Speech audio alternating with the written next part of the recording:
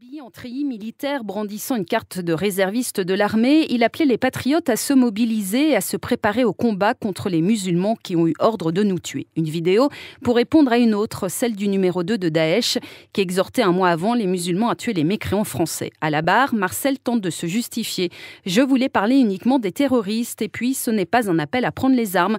Moi, si je tombe sur un homme avec une kalachnikov, comme dans le Thalys, eh bien j'essaierai de le désarmer et je voudrais que tout le monde fasse la même chose. » Mais alors pourquoi parler des musulmans et non pas des terroristes? Et pourquoi s'habiller en tenue militaire, lui demande le président du tribunal.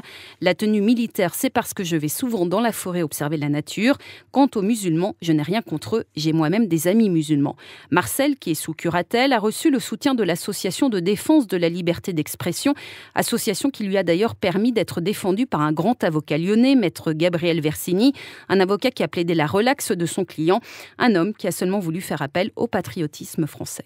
Tous les hommes politiques, et au premier desquels le président de la République lui-même et monsieur le Premier ministre, ainsi que le ministre de l'Intérieur, ont incité les Français à être vigilants et prudents. C'est le propre, vous allez dire, d'un État républicain, et c'est le propre effectivement d'un État gouvernant que de dire à ses concitoyens « soyez vigilants ». Mais pas de discrimination, pas de haine raciale, pas de tendance au rejet de nos compatriotes musulmans pratiquants qui respectent les valeurs de la République et qui respectent les préceptes même de la liberté. C'est ce pourquoi effectivement j'ai voulu plaider ce dossier et dire au tribunal correctionnel de Laval qu'on ne pouvait pas condamner un homme pour dire des choses qui sont juste à l'aune de la réalité de ce qui s'est passé factuellement et aussi à l'aune des propres déclarations politiques de nos gouvernants.